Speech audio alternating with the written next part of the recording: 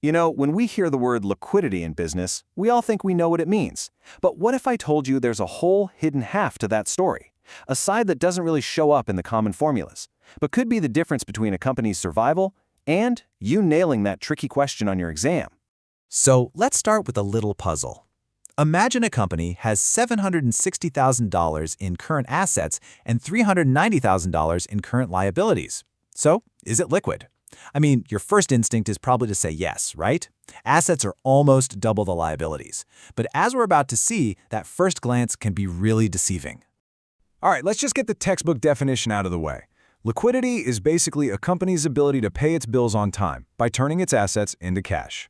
This is the standard view. You know, the one that makes our little puzzle seem so simple at first. And this is pretty much how we all picture it in our heads, a simple balanced scale.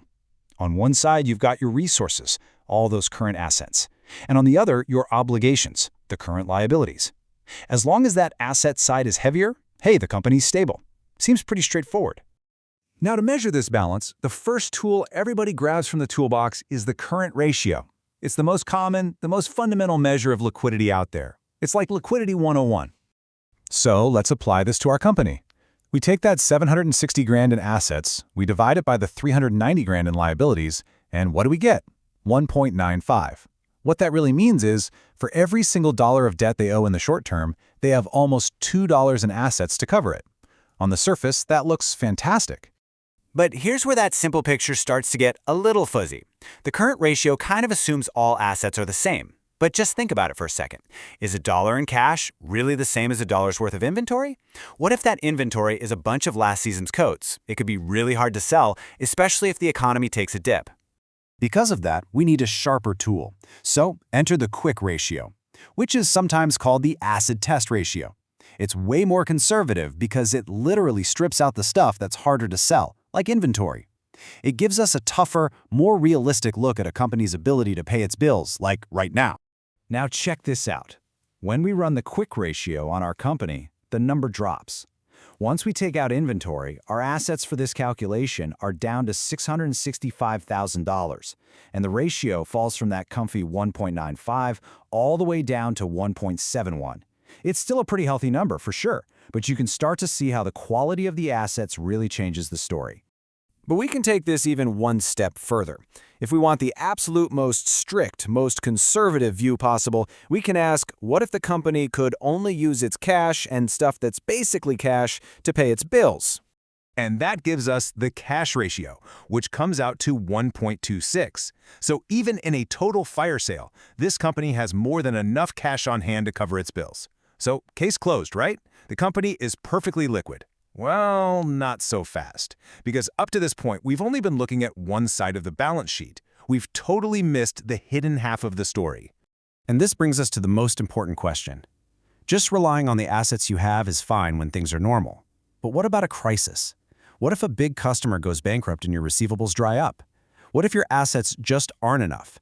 Where does a company get cash then? So here it is. This is the big idea. True liquidity isn't just about the assets you have. It's also about the money you can get.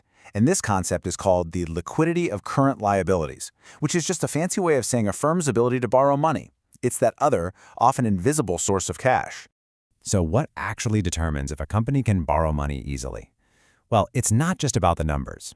It's about things like its size, its reputation in the industry, its credit history. These are the things that don't show up in a simple ratio, but they make all the difference in the world when you need to call your banker and ask for a loan. Let's go back to our balance scale for a second. But this time, we're going to look at it differently. Stability doesn't just come from having a big pile of assets on the left. It also comes from the strength and flexibility on the right side, your ability to tap into funding, to maybe add a little debt when you need it just to keep things in balance. All right, to make this crystal clear, let's just play out a quick scenario. Imagine two companies, Company A and Company B. And on paper, their liquidity looks identical. They have the exact same current ratio. Okay, they both have that same 1.95 current ratio. But now, look at the story behind the numbers. Company A is a small startup, new to the market. Its credit is totally unproven. Getting a loan would be a huge struggle. Company B, on the other hand, is a huge, established leader in its industry with a perfect AAA credit rating and multiple credit lines already set up. So is their real-world liquidity the same? No way. Not even close. Let's put it to the test. All of a sudden, an unexpected bill for $200,000 is due for both companies. Who is more likely to survive? For Company A, this could be a catastrophe. But for Company B, it's just a Tuesday. They make a phone call, draw on one of their credit lines, and pay the bill.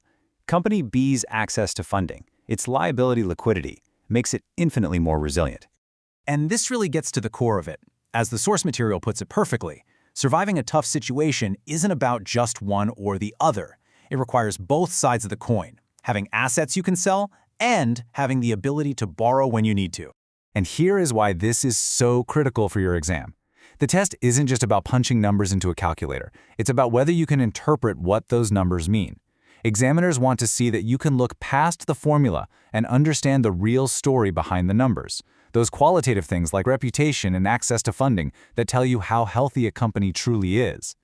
So the takeaway here is a pretty simple three-step game plan for a complete analysis. 1, you calculate the standard ratios like current and quick. 2, you think critically about the quality of those assets. And 3, the crucial step, you evaluate the company's ability to actually go out and raise new funds. Only when you do all 3 do you really have the full picture. And that kind of leaves me with a final thought. We've just uncovered the hidden story behind liquidity. So what other financial metrics out there are only telling us half the truth? Asking those kinds of questions is what separates a good analyst from a great one. Thanks so much for digging into this with me.